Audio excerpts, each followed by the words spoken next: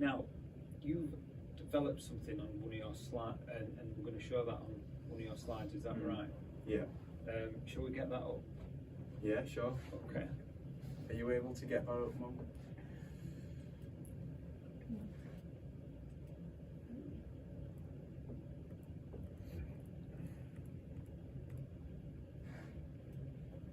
Okay, so, yeah, do you want to just introduce it and then explain it?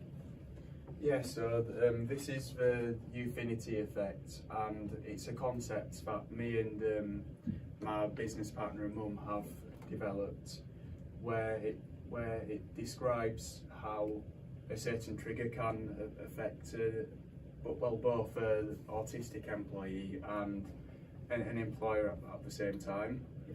And I'll go through the autistic person's kind of cycle a bit as well. So an autistic person can start being calm and functioning, and then all of a sudden a trigger happens, like the keyboard noises or heating noises that we've talked about, or anything else, and then this leads to them feeling frustration or anger, and it leads them to go into a downward spiral, which then eventually goes towards the autistic person having a meltdown or shutdown. And are you aware of what meltdowns and shutdowns are? I am, but please do explain. Yeah. So both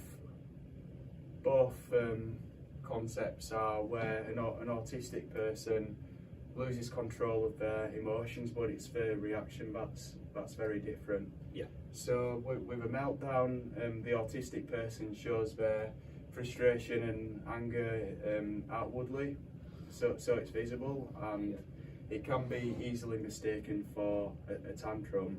Yes. However, obviously a tantrum is a form of manipulation, where as soon as the person in question gets the way, the tantrum ends.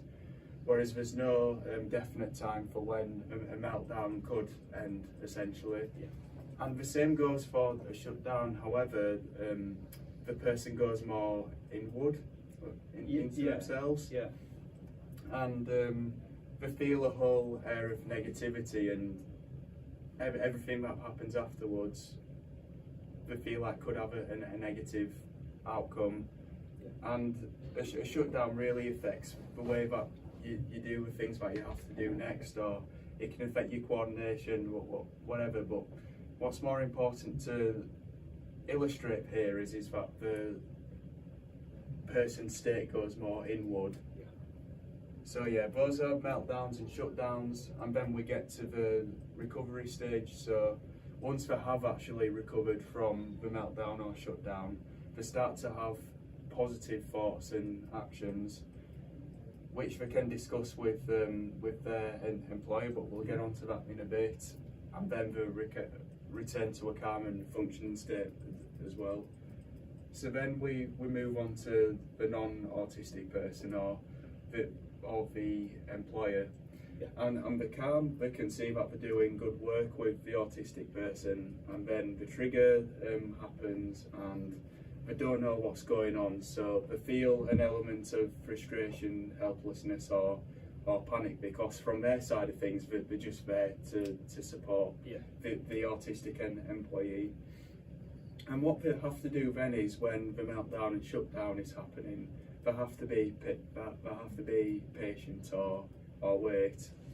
And then this moves on to the recovery stage, where they have a positive mindset again, and they're there to support the autistic person when they have the positive thoughts and actions, and just be there as a sounding board, and be someone who, if the autistic person needs to seek validation from, they're there to guide them towards being calm and functioning again. And from the employer side, they're calm again, and they can see that they've done even better work, so they'll feel as though it's a lot more rewarding. And one final point that I'll mention is, we call it the U-Finity Effect, because the most important part is finity. This is not an issue that can be that can be addressed one time and then we'll move on. It's something that has to be managed. Yeah. And the U in there, it's basically where it's shaped like a U, but it goes like a graph that fluctuates quite a lot. Yeah. But it gets shallower and shallower as the working relationship strengthens. So yeah, I hope that's given you a good explanation of what the U-Finity Effect is. Absolutely. I do have a question though. In terms of the meltdown or shutdown sort of part of this, is it just a case generally of waiting and being patient? Yeah. There's maybe not a lot else that can be done? No, but the last thing you should do is either tell an autistic employee to get a grip, or try to support them, try to put an arm around them during the meltdown or shutdown stage. You just need to leave them in their own space, and they'll eventually return to a calm state in their own time. Right. And then that's when you can discuss what has gone on. Yeah. So at that stage, it's just about maybe being there, but not getting involved as such. Yeah. Real. It's really interesting way of showing or highlighting this in it. And I like what you say about that these U's get shallower and shallower, because I suppose the autistic person feels more comfortable in the environment the more they're there, and the more they develop the relationship. But equally, their team or their manager understands more and knows how to react. Well, I can actually give you an example from my own experience. So, for you, that me and my mum have experienced since we started our business together has become significantly shallower, hasn't it, Dino, within the last 5 years? Yeah. So yeah, it definitely works. Yeah. No, it's brilliant. Like you said, this is in the book as well, isn't it? And it's really it's good. It's just a good way of highlighting and showing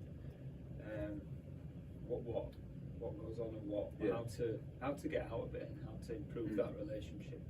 Exactly, and I think it's so important when you form a concept in your head of what's going on, because then it becomes a lot easier to manage it all. Yeah. And I think quite often as well, people it might be difficult to explain, but with that with the diagram and an explanation on the side of it, that really it makes it clear, doesn't it, what you're trying to say. Yeah. So that's really good. Brill.